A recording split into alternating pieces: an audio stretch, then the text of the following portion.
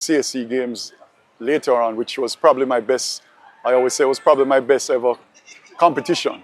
The CSE Games in 1982 in Cuba, where I won a gold in the 100-meter backstroke, and the first Jamaican to win a gold medal at the CSE Games in swimming, and also a bronze medal in 200-meter backstroke, and made finals in 100 fly, 200 butterfly, individual medley. Also competed at the 1982 Commonwealth Games. So what was it like being at the very top of his sport, competing at the 1984 Los Angeles Olympic Games among the very best in the world?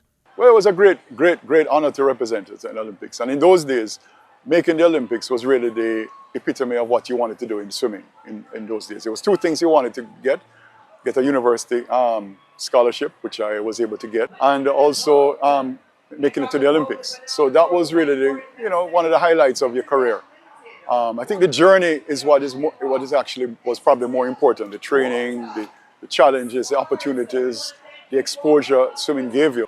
Of course, in 1984 Olympics in Los Angeles, we had 4 of us on the team. We had Andrew Phillips, who was outstanding. He made the finals in the 200 individual medley. So it was a great experience. In Los Angeles, and competing against the best in the world. So what is the 64-year-old Alan Roy Marsh doing these days? Well, these years people ask me, I say I've somewhat retired, but although I find myself busy as ever, I'm very involved with the Kingston YMCA, which gave me a lot of opportunities. And that's how we close another page in the series, Where Are They Now? Until next week, same time, same place.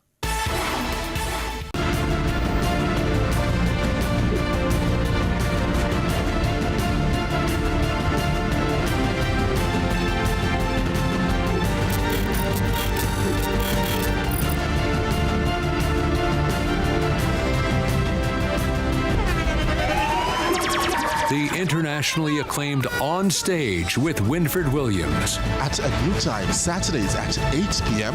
on CVM TV. So much more than entertainment. Every dream conquered is another dream gained. I land and I fly again like a jet plane. Headed straight in your direction. 'Cause I'm wiser, one step closer. I'm winning 'cause I work so hard. And the music keeps on playing, and the people never say we are march of the dance. Oh, what a feeling! Don't stop dreaming. Keep on believing in the power of the feeling. Whatever you want, take a chance. Song in your heart, step in your dance. You got a spark, don't be the dark. Shine your lights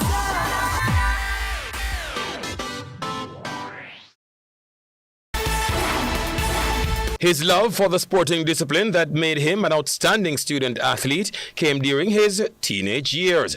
He was, however, hell-bent on excelling in his chosen discipline despite the odds: water polo. This extraordinary individual is Darren Ray Donaldson. My favorite sports were swimming and football.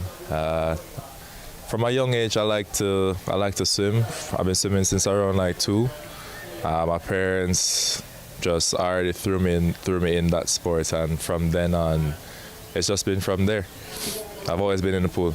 It started from summer camp after prep school, where a coach, or one of the coaches actually from here, were doing like a water polo camp, and they teased me saying that I wasn't good. So from there, I was very competitive. Well, I still am very competitive, so I took that as to I want to be the best. He was simply exciting to watch with an elegance that took him to the top.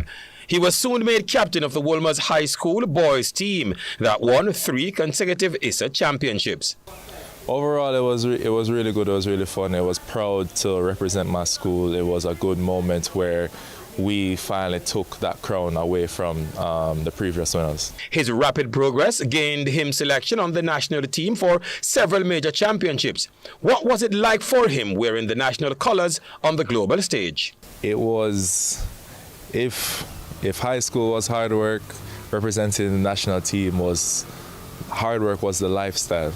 Every day, wake up, train. Obviously, you deal with the tertiary level education or work or whatever you have to deal with, but it's always hard work, dedication, and just focus on a particular goal that the coach set out for us. The sport has been good to him since being a teenager, and the highs and lows have made him the person he is today. There was a lot of, I won't say a lot, there were some downs and you just have to work through it, but for the most part I'd say it's successful. If I could go back, I think I'd be even like more of an animal, more of a beast, because now I know, now I understand what it takes. I won't have those same nerves when I just got onto the international stage.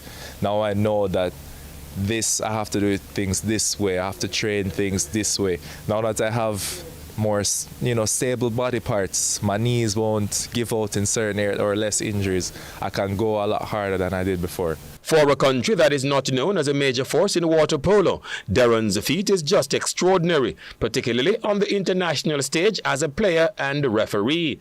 But what is he doing these days? Film industry. So when it deals with like production or in front of the camera or commercials or anything like that, that's where my interest is right now. But I would also like to go back to referee school to maybe referee a couple international matches. That's it for another edition of Where Are They Now? Until next week, same time, same place.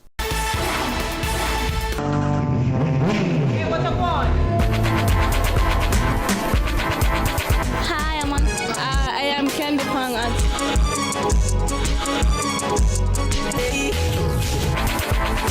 What a guan? What a guan? That a guan pa. What a guan? What a guan? What a guan? Mondays, Wednesdays, and Fridays at 8 a.m., 1:30 p.m., and 10 p.m. on CVM TV. That's a guan pa. What a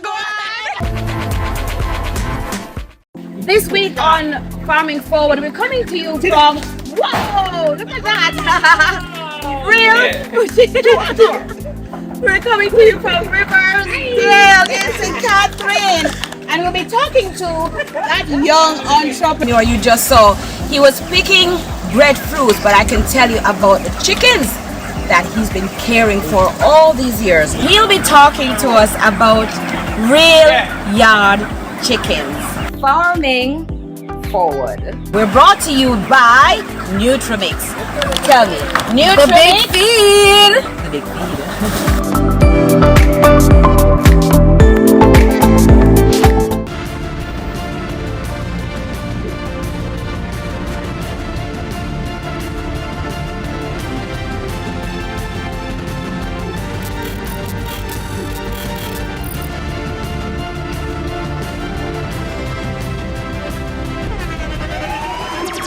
The internationally acclaimed On Stage with Winfred Williams. At a new time, Saturdays at 8 p.m. on CVM TV. So much more than entertainment. Tune in to Lead Story. Weekdays at 6 p.m. Hosted by Jody Ann Quarry.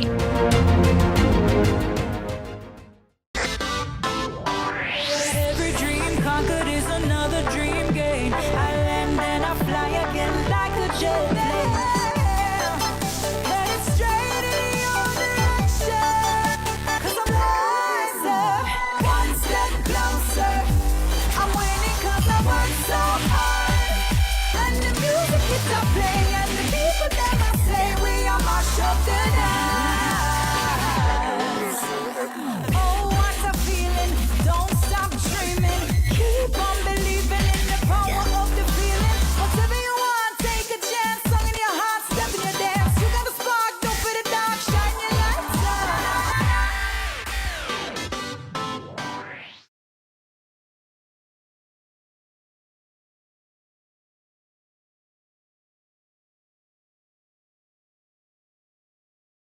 Fan Central Extra Time brought to you by Pepsi.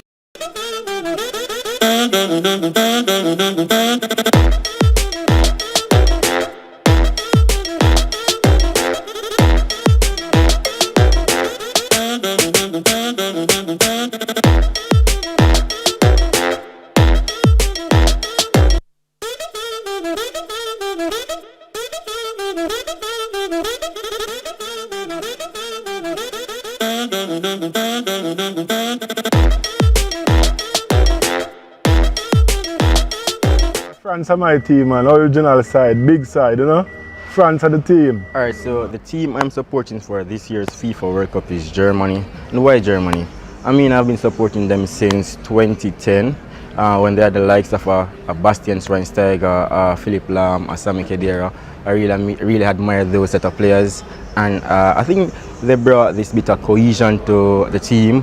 And, you know, I kept cheering for them ever since. So, you know, I feel like, you know, they'll definitely turn up and give us a good showing. Well, Messi, yeah, that is it. I'm go away. One Argentina to the world, one Argentina straight for World Cup. If you love football, if you know football, you can only be France. Come on. Well, some people claim to know football, and then they come with some. Well, that's not a ridiculous take. We're gonna go through those. That's, by the way, our very own Michael Paul. But I'm really surprised that we put him in there. But at least he made sense this time. A bit of sense. Listen, people, welcome to Fan Central. You might be wondering why we look so different tonight, because this is a special edition of Fan Central, and we are whetting your appetite as an exciting summer of football is upon us. We are on the eve of the greatest show on earth, and so we have some special things planned for you over the next 39 days. Indeed. 39 days of top quality football. And guess what? I said whetting your appetites, right? Powered by Pepsi. All right? Our very own partners, major sponsors, Pepsi, making this broadcast possible, of course, and we will be carrying you right throughout that exciting summer of football. And Fan Central Extra Time will debut tomorrow, so you'll be hearing a lot more about that. Of course, I am your host for this evening, Jordan Fort, and this is my co-host, Kimani O'Sullivan. And Jordan, as you know, I always mention our budding partnership, and you remember our nickname, Team JK, because we are no joke, no JK. Right. We don't have any jokes tonight on Fan Central. I'm joking. We do have a lot of jokes for you, but we are going to get into serious business as well, and we're going to be going through groups, Kimani, all the groups, all 12 groups. Remember, this is an expanded World Cup. For the first time, we'll be seeing 48 teams participating in the football tournament, the showpiece, the greatest show on earth. And we have a special guest with us in studio. He is none other than reporter, producer, and we call him a blogger, but of course the co-founder of A-Ball. His name is Aidan Alexander, who joins us tonight. Thank you so much, Aidan. Thank you. Almost feels like the return of the prodigal son. well, who would have thunk it, not me. I want to say 2 Wilmerians and 1 KC. Yeah, I had to balance you guys out. That's why I'm here, you know. All right, and on Zoom, we do intend to have a few guests for you. I'm listening for my producer to hear when we have our guests. We don't have them just yet, but we will introduce them as soon as we have them. One is a former reggae boy. We do expect to have a former FIFA referee as well to help us go through some rules, Kimani, and another special guest joining us who you'll be seeing throughout our summer of football. All right, so as Extra Time gets into top gear, we want to start off by looking at the groups for the tournament that is upon us. And we want to deep dive into those groups, talk squads, strengths and weaknesses, major shocks, snubs. Seen a lot of them, right? Yeah. England especially, with a lot of those snubs. And what else is coming out of naming of those squads? Then we'll close out with the big talking points on the eve of the kickoff. And we'll give you major news. We saw where a referee from Somalia was snubbed. Yep. Turned back. Hey, Jordan, it's just the festival of surprises. It just feels that way looking into, and you know, it's going to be such a festival. But when you have things like this, it kind of takes away from the luster of the tournament. But nonetheless, I feel like there's going to be so much excitement and so much to look forward to. Yeah, it dampens the spirits a bit. But you know, on the eve of every major tournament, there's always something that comes up, right? The Olympic Games, it's the same thing. There are always these massive talking points, and the political aspect of it is never out of sport. As much as we always say we try to separate sport and politics, we'll never get away from the political aspect of sport as well. Also, as we told you, major rule changes and major talking points and news coming out of the tournament. So after all of that, We want to get the show on the road. We also want to invite you to be a part of our discussion. And you can call us at 876-931-9400. That's 876-931-9400 to get involved in our discussion right here on this special edition of Fan Central. So let's kick things off with the group overview. And Kimani, we have 12 of them. Quite a few. So I think it's better for us to go through them in threes and start off with Group A, which has Mexico, South Africa, Korea Republic, and Czechia. Group B has Canada, Bosnia and Herzegovina, Qatar, and Switzerland. Group C features Brazil, Morocco, Haiti, and Scotland. All right, so I can bring Aidan in now as we see Group B there on screen. Looking at the first three groups, Aidan, South Africa, Korea Republic, and Czechia. And there's a group with Brazil, Morocco, Haiti, and Scotland. I know Brazil stands out to a lot of people. And obviously with the run that Morocco made in the last World Cup, their name will stand out as well. But of those first three groups, which one do you think is the most interesting? The most interesting, I'd have to say Group A, actually. Yeah? Say not a lot of, tournament winning favorites in that group.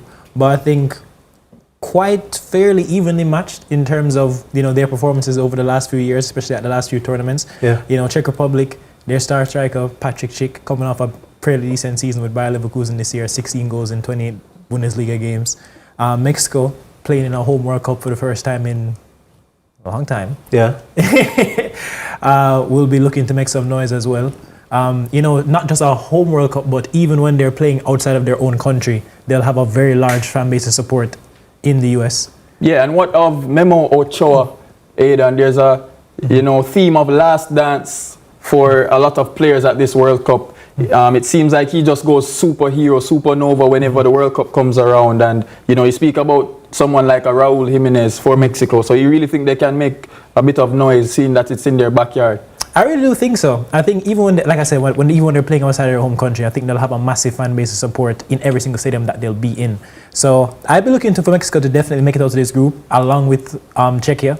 And I think South Korea, they'll probably surprise a lot of people. Either a best third place or a second place upset for me. Yeah, that's Group A, so that's them on screen. Group B with Canada, Bosnia and Herzegovina, Qatar, and Switzerland. What do you think about that one?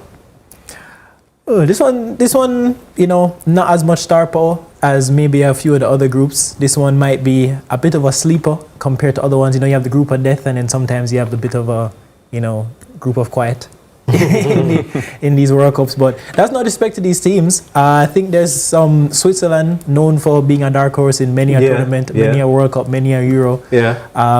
Canada, obviously we'll be looking forward to see some of those players play in a home World Cup for the first time. Yeah. And, Bosnia and Herzegovina, historically speaking, Dzeko is up in age. He's up there. Maybe they can get that final, that essence of rallying around him for, making some noise in his possibly what is likely to be his last tournament as well. Yeah, of course. And gentlemen, of course, we have to mention the element of coaching. When you think about Canada, Jesse March, this is his first stint as head coach at a World Cup. The last time he was there was with the USA in 2010 as an assistant. Now he has a top job, and he has quite a few players in his arsenal in that Canada team to make some noise. Your Alphonso Davies, your Kyle Larins of the world. So coming out, do you think?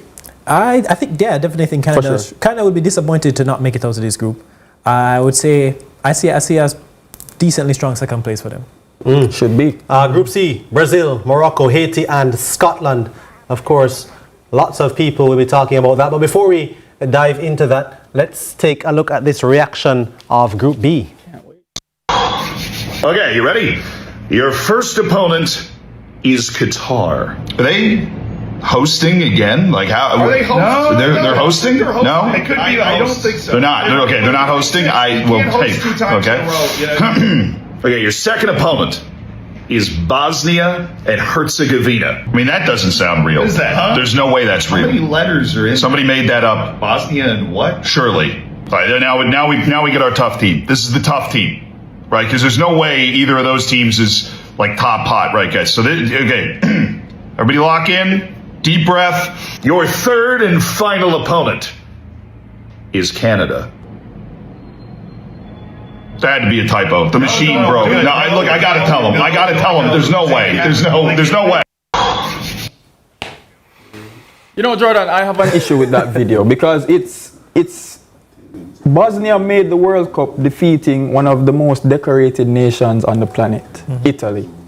And for Switzerland, as it showed in the video, to be, you know, glossing over the fact that Bosnia is in their group, I just think it's a disservice to what they've achieved.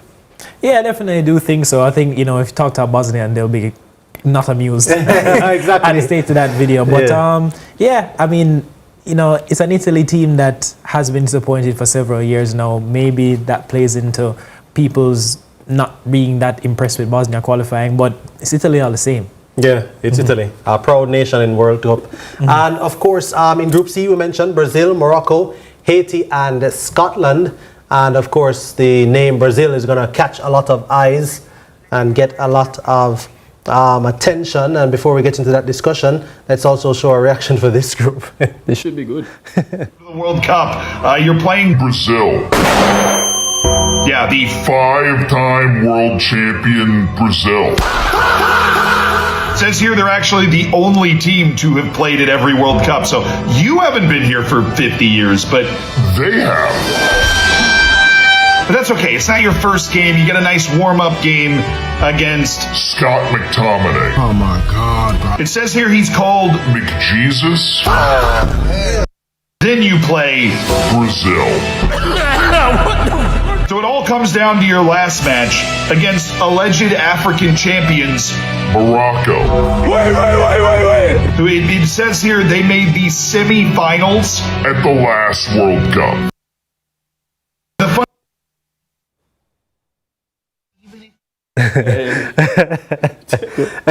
No, but I mean, no. Is this a group that can be tricky? I mean, I hear noise being made about Scotland and the fact that Scott McTominay, you know, he just mentioned him in the video, is turning into Scott McJesus for Scotland. And with Brazil and Morocco there, could it be a little bit tricky, Aidan, or do you see it differently?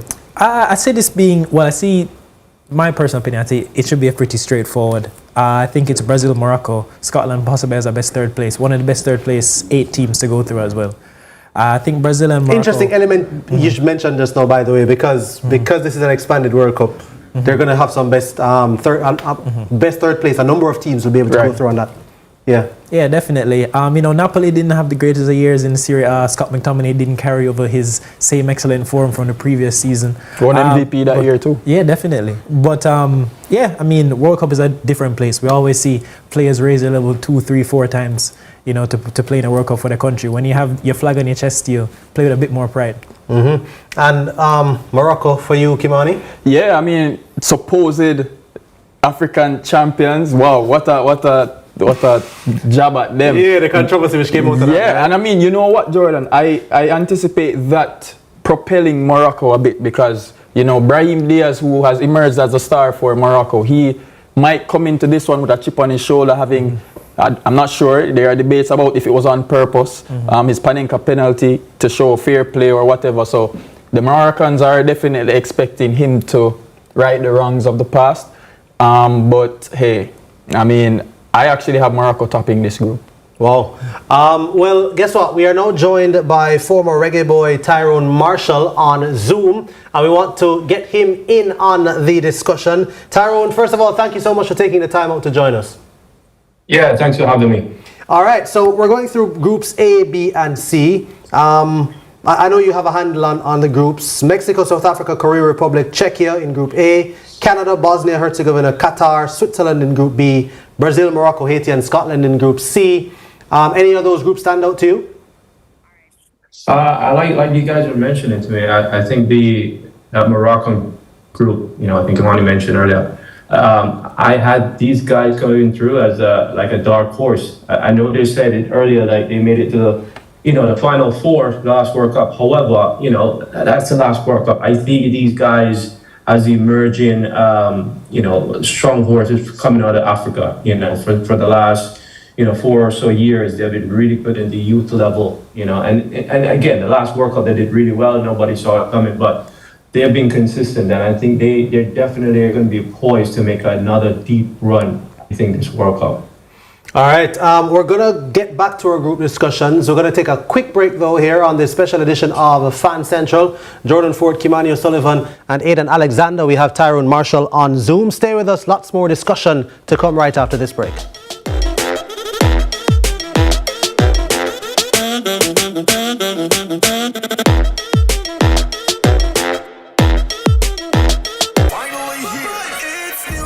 Yo, I'm hungry. Make we get Popeyes. Yes. Oh my gosh, Popeyes have this new barbecue chicken sandwich there. Crispy barbecue chicken breast fillet, crunchy pickles, and Popeyes signature sauce. And the buns, buttery brioche. Oh my god, water. It's new Popeyes chicken sandwich for barbecue. Well, delicious barbecue right through. It's finally here. Popeyes barbecue chicken sandwich available everywhere. Popeyes has the new barbecue chicken sandwich. Barbecue with a attitude. Love that chicken from Popeye. I challenge you to a race tomorrow. Challenge on.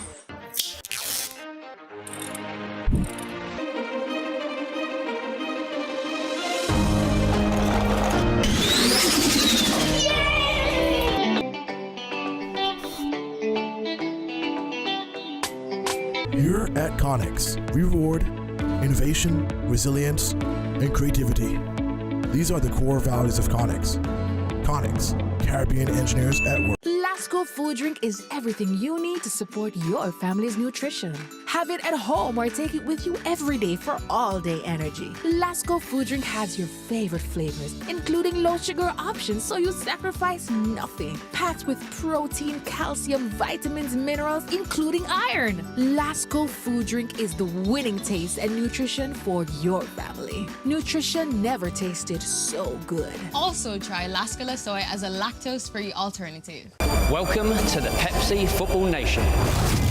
Rule number 1, it's called football, not soccer. Rule number 2, they should get rid of VAR. No. Every decision should go to VAR. Write this down. Pepsi should be the official drink of the nation. I love that. They won't agree on anything. That's where Rule 100 kicks in. Everything gets settled on the pitch. What about you?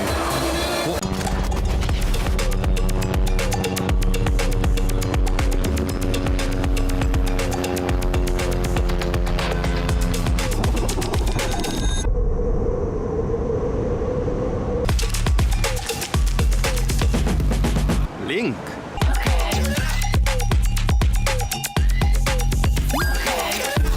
The missing link. Link virtual card. Sign up for Link from your app store.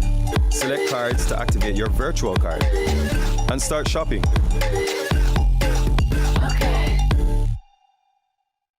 What is love? Love is when my uncle gave me the money to help start my shop. My auntie and I made our famous recipe even more delicious. And it starts with the best dressed chicken and a little extra love. No, my shop is famous to the people that matter the most to me, my community. So I only serve the best dressed chicken. Raised without antibiotics, it's only the best for my customers. If anyone's going to add something to my best dressed chicken, It's going to be me. only the best can be called the best dressed chicken.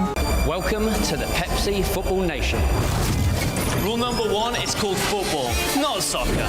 Rule number 2, they should get rid of VAR. No. Every decision should go to VAR. Write this down. Pepsi should be the official drink of the nation. I love that. They won't agree on anything. That's where Rule 100 kicks in. Everything gets settled on the pitch. What about you?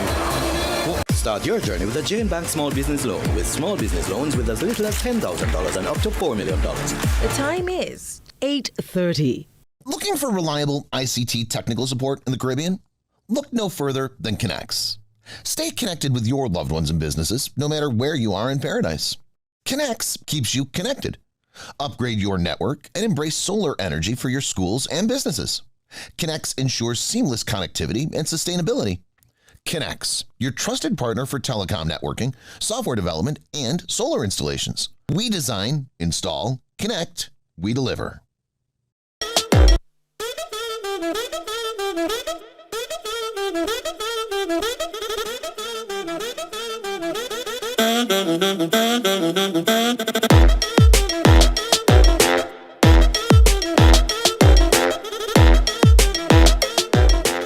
gentlemen, boys and girls, welcome back to this special edition of Fan Central.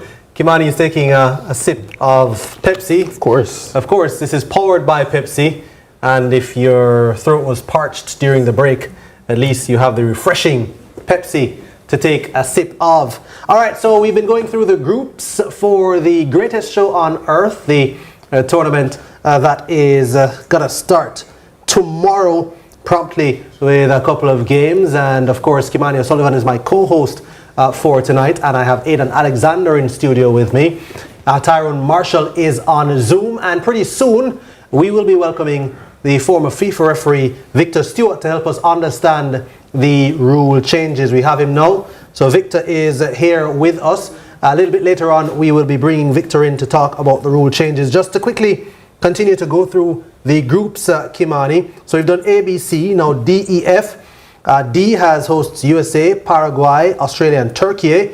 Group E, we have Germany, Curacao, Cote d'Ivoire and Ecuador. And Group F, we have Netherlands, Japan, Sweden and Tunisia. All right, let me start with Tyrone first on this one.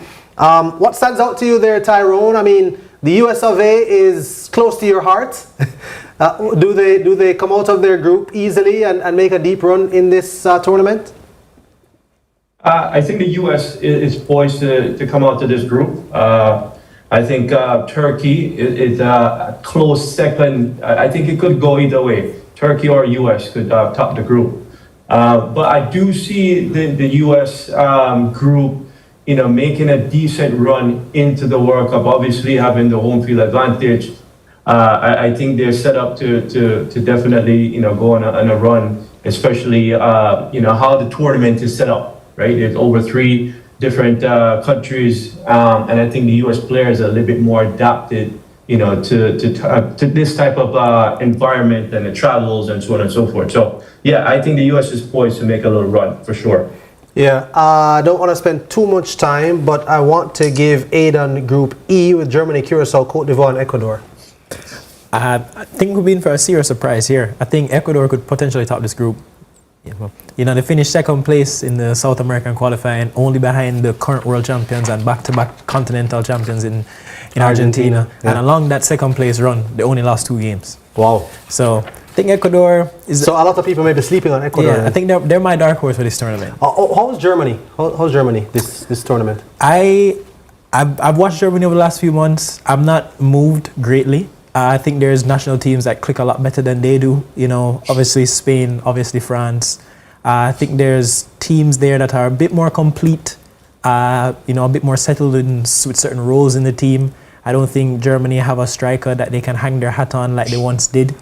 So I have them obviously getting out of this group. I think anything short of that would be a massive disappointment for them. But I wouldn't be surprised to see them finish second. Let's hold our horses here just for a second. Cote d'Ivoire just defeated France. That's a huge result. Can they potentially make some noise, in your opinion, Aidan? That's a huge... The France are probably the favorite. Their fans and their supporters are, well, disappointed by quite high standards. 4-time world champions. Yeah. Anything short of a final appearance is going to be a disappointment for a German. For sure. But yeah, I think the big dogs definitely go through here in Germany, and then Ecuador are right behind them. Ivory Coast, like I said, potentially a best 3rd place qualification, and then Curacao that has our ticket, unfortunately. But don't remind me. All right, so Group F: Netherlands, Japan, Sweden, and Tunisia. Any possible surprises lurking? Surprises. I see Sweden as a 3rd place finisher in this one. So you have Netherlands and Japan as top 2? I have Japan top and then the Netherlands. Okay. With Sweden just behind them in 3rd place and Tunisia last. All right, back to Tyrone 4. We're going to groups G, H, and I. Group G, Belgium, Egypt, Iran, and New Zealand. Group H, Spain, Cape Verde, Saudi Arabia, and Uruguay. And Group I, France, Senegal, Iraq, and Norway. Which one of those you want to take, Tyrone? Which one of those most interesting? I think Group G is straightforward. I think I'm really excited to see Belgium. I think Belgium will top the group. I think Egypt will come out. Obviously, Mo Salah, this is probably his final go-around. But yeah, I think those were the top 2 coming out. But I'm excited to see the Belgium team. I think they were disappointed the last time around, but I'm really excited to see what they bring forth this World Cup. Yeah, Spain, Cape Verde, Saudi Arabia, and Uruguay. Well, definitely Spain. I think Spain for sure is going to be one of the favorites going into the World Cup. I mean, you know, really good, talented team, talented bunch of young players that are coming up, you know, that are really exciting. I think Uruguay is someone that's kind of, you know, the normal South American, you know, contenders. And then I think that maybe the third place would be Saudi for me. And Aidan, I want to ask you about France, Senegal, Iraq, and Norway. So this one, I think anything short of topping the group here would be a massive disappointment and a massive upset for France. You know, they come to the tournament with a lot of steam, come into the tournament with a lot of prestige, come in the tournament at the back of winning it not too long ago, as a matter of 2018. fact. And they've been one of the tournament favorites for quite a few editions now. And I think, you know, that also obviously reigns true again this year. So I think France top it, Senegal right behind them, Norway third, then Iraq. Okay, and moving on right along to groups J, K, and L as we finish things out. So Argentina, Algeria, Austria, and Jordan in group J. Tyrone, you want to start with that one? The world champions are in this group. Yeah, the world champion, definitely. I think you know, Argentina, they're poised to make another deep run. I think this is Messi a final go around. So they're going to do their best, right? I know there's some speculation of some injuries, but he played the last game, 20 minutes, I think it was. But yeah, Argentina for me will top the group. You know, I have Algeria coming out and Austria, you know, maybe the third spot. No love for Jordan. No. Not surprised there. None at all. Group K, right, Jordan. Portugal, DR Congo, Uzbekistan, and Colombia. Aidan? I think Portugal top this one. Colombia is right behind him in second. DR Congo, you know, we saw the dogfight that ensued in the playoff game between us and them. Once again, should have been us. Honestly, dogfight is probably more credit than than we deserve. But yeah, Portugal on top, Colombia in second, Congo third, Uzbekistan in fourth. And then we have Group L with Croatia, Ghana, and Panama. I'll let you take a stab at that one, Tyrone. Croatia, we know what they've done in the past, but are they an aging team now that's not going to do too much damage? And how do you see the others? Yeah, I think you hit the nail on the head. You know, the Croatian definitely aging. I think England should qualify at the top, you know, in this group. If not, like you mentioned, that'd be a big disappointment for England standard. I think the Croatian, you know, you can never, you know, count them out. I think they still have that spirit about them. I'll give them the second place, and Ghana, between them and Ghana, will come in third. Yeah. All right. I don't want to wait too much longer to bring in Victor Stewart, a former FIFA referee, former head of the JFF referees department, who's on Zoom with us. Thank you so much for joining us, Victor, because guess what? The IFAB has announced some rule changes that will come into effect for the start of this tournament. And I think some of them could possibly catch a lot of not only viewers, but players and coaches off guard. There's 5-second countdowns now for throw-ins and goal kicks. Red cards for players covering their mouths during confrontations, and we know why that was brought in. A certain Vinicius Jr. was involved in an incident in which the lawmakers were kind of tempted or prompted, I should say, to change that rule. Punishments for teams walking off the pitch in protest. And we know why that was brought in, because the AFCON final, and we talk about Morocco allegedly being the champions, and we saw what happened when Senegal left the pitch and the chaos that ensued 3 months after when they were stripped of the title. So Victor Stewart, let me bring you in on these. Talk to me about these rules and how do you see them being enforced, and how do you see them affecting the game? Because I think the 5-second countdown one, let's start there. It's the FIFA trying to address the issue of time wasting in football. Thank you, Jordan. It's good to be here. These changes are long in coming, because what we have observed over the years is that teams tend to use those backdoor tactics to circumvent the laws of the game. Yeah, you still with us, Victor? Yes, I'm there. Okay, Can you hear right, me? right, and it gives no the referees the more powers, right? In terms of is it that the referees will be keeping count? Is there going to be a countdown clock? I mean, because I guess that whole 5-second thing could introduce some more controversy.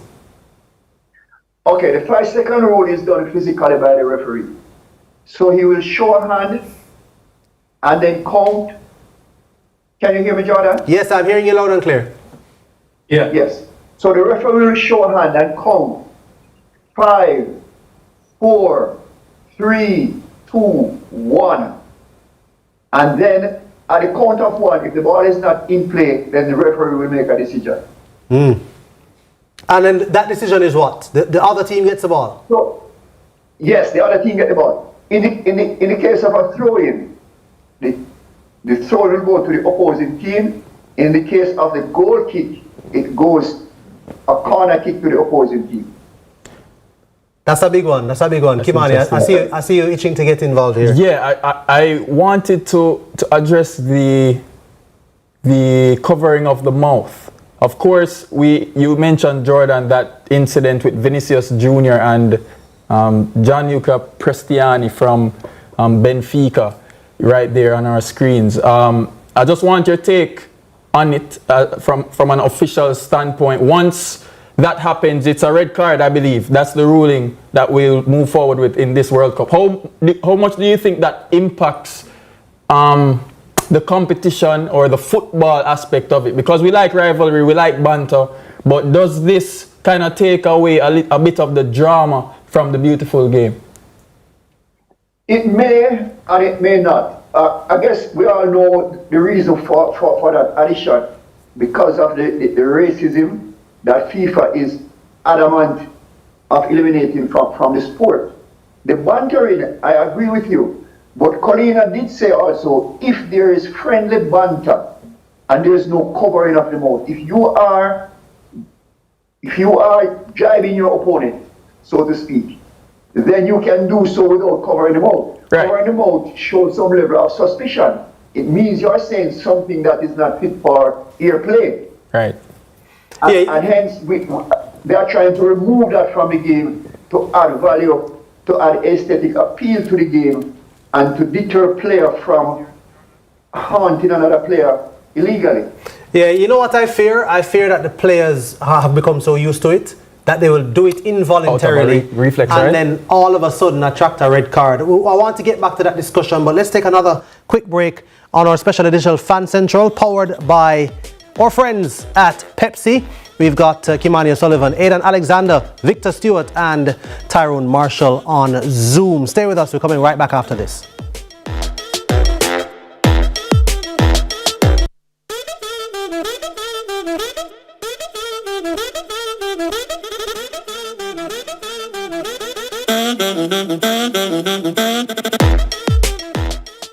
What is love? Love is when my uncle gave me the money to help start my shop. My auntie and I made her famous recipe even more delicious. And it starts with the best dressed chicken and a little extra love. No, my shop is famous to the people that matter the most to me, my community. So I only serve the best dressed chicken. Raised without antibiotics, it's only the best for my customers. If anyone's going to add something to my best dressed chicken, It's going to be me. only the best can be called the best dressed chicken. It's finally here.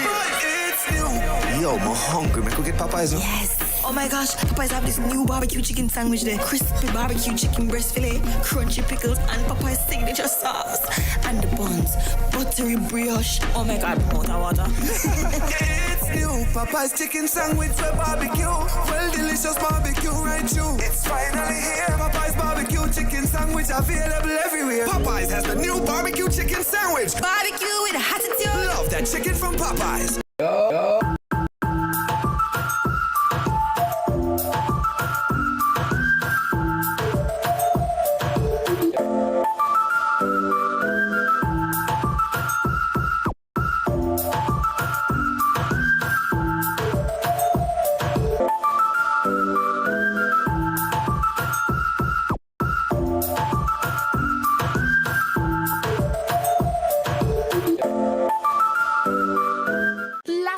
food drink is everything you need to support your family's nutrition.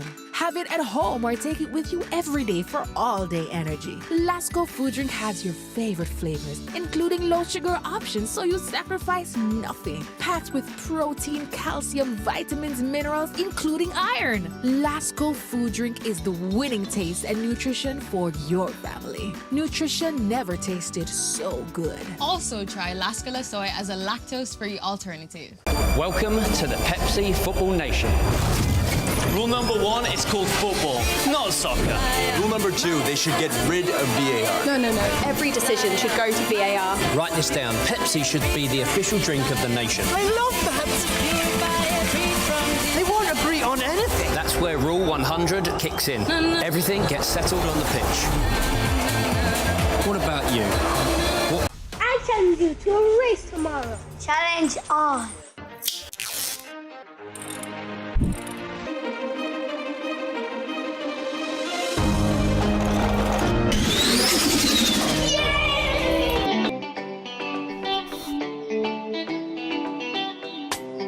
Here at Connex, we reward innovation, resilience, and creativity. These are the core values of Connex. Connex, Caribbean engineers at work.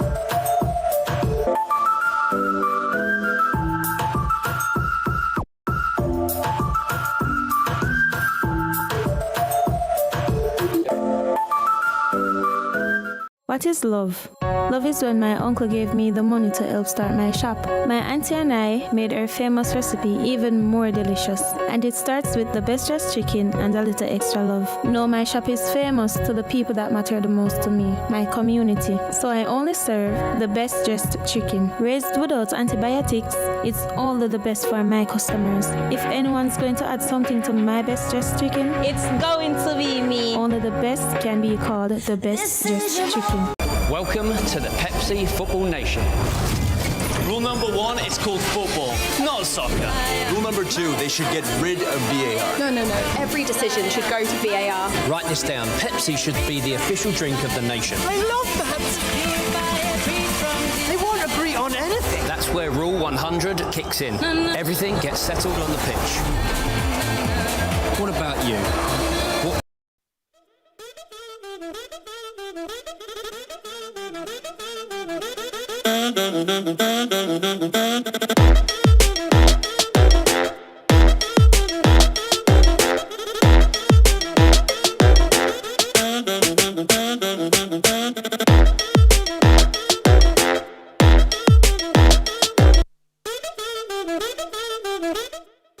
All right, welcome back to our special edition Fan Central here. Jordan Ford, Kimani O'Sullivan and Aidan Alexander. Unfortunately, in the break, some technical issues we had and we lost Victor Stewart and Tyrone Marshall, who were with us virtually, but we had gone through all the groups and we were delving into the rule changes announced by the IFAB. And I was saying the whole issue of red cards for covering the mouth, I was uncomfortable with Aidan because I just feel like it's become such a habit now for players that I fear some players will do it involuntarily, without noticing, and then they'll be sent off. Now, I thought the same thing of the whole, a player now will be carded for doing this, for asking the referee to show a card. And I guess the players have adapted. But it just strikes me that it comes into effect for this tournament, and many players would not have adapted. And then, sending a player off can always change a game. I think we've seen where throughout especially the last season, because things the asking for a card thing has been in effect for 2 years now. Throughout last season, we saw many occasions where players would ask for cards and they themselves would not be carded. Yeah, it seemed like it was mostly paid attention to in the first season of it being in place. Yeah, I think this is just another rule that's at the referee's discretion, almost. Well, not even at his discretion, but it's up to his interpretation, as so many fouls are. Whether a foul is a yellow card or a red card, whether something is he the last defender, is he stopping a goal scoring opportunity. I think it's just another decision that the referee now has to make on his own volition. Yeah. And so that can create its own contention as well. I want to ask Victor Stewart, as a former referee, about the one of the mandatory 1 minute off-field treatment periods, because again, this is something that's used to cut down on time wasting. But I just wonder, I mean, I know there are 4 officials, you know, the referee in the middle, his 2 assistants, and the 4th official. But I just wonder, how do the referees now keep track, Victor, of all these new stuff?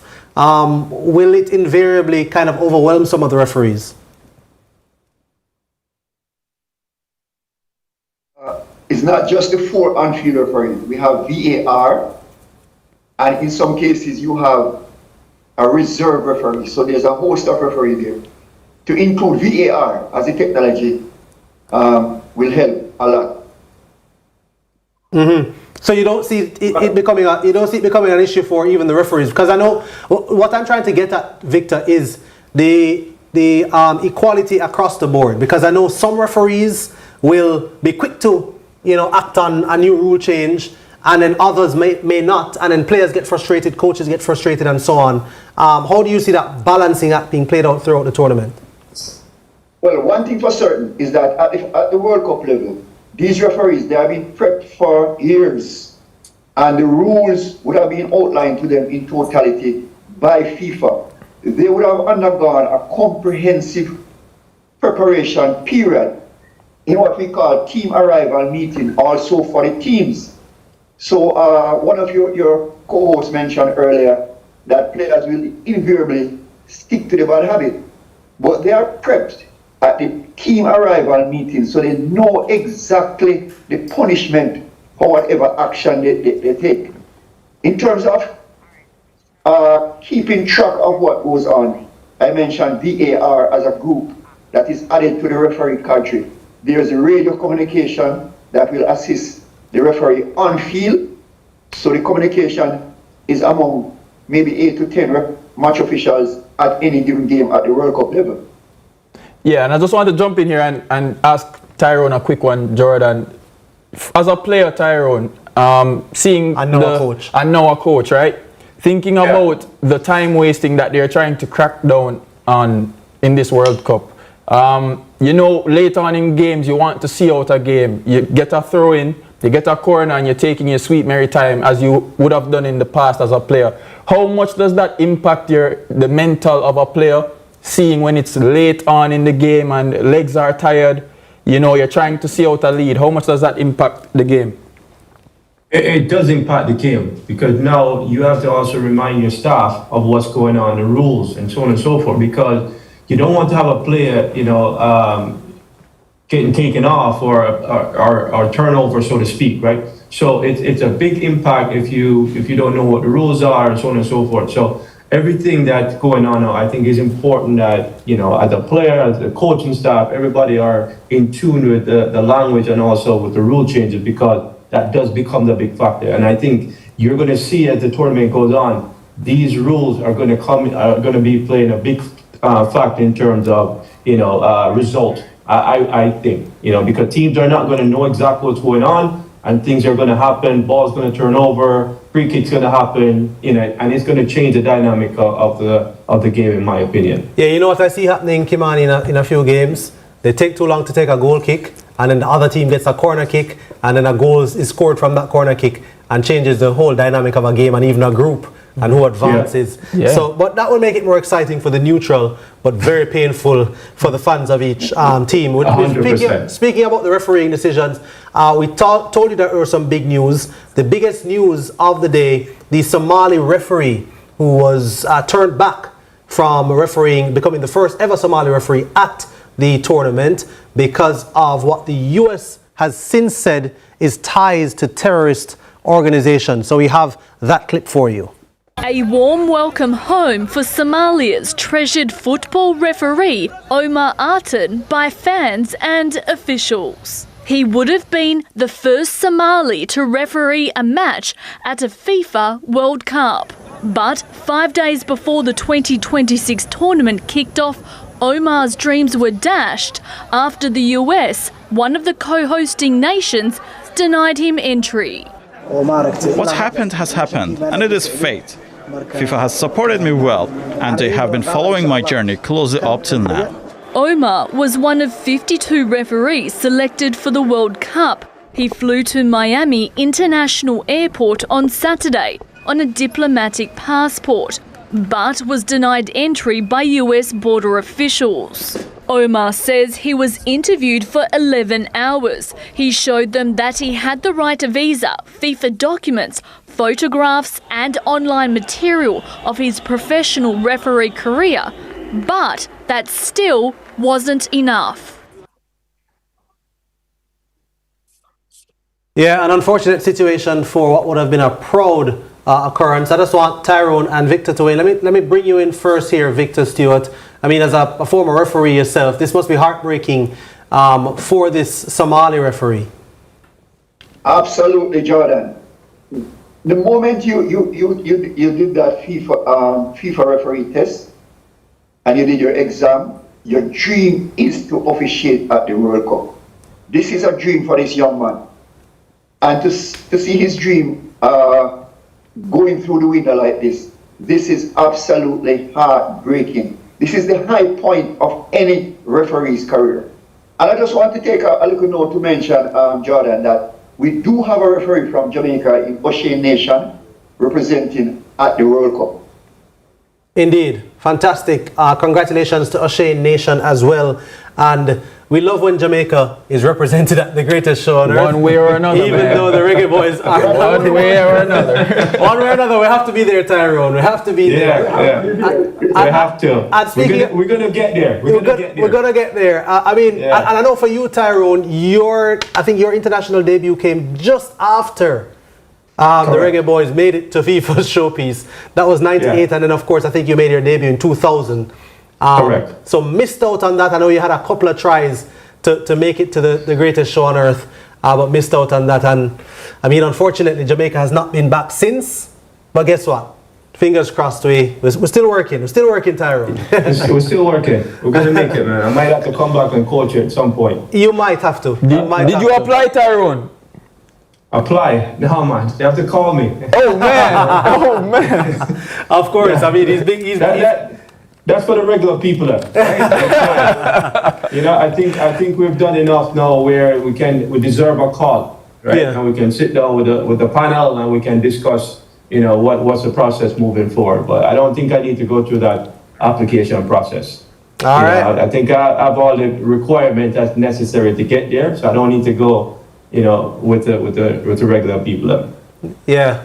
Well, you know, you've proved your worth as a player, and of course you've been doing this coaching for a while now and developing the expertise, Tyrone, and of course they are on the hunt for a permanent head coach, so let's see, who knows, it might be Tyrone Marshall on the sidelines marshalling proceedings for the Reggae Boys as they try to qualify for the greatest show on earth for the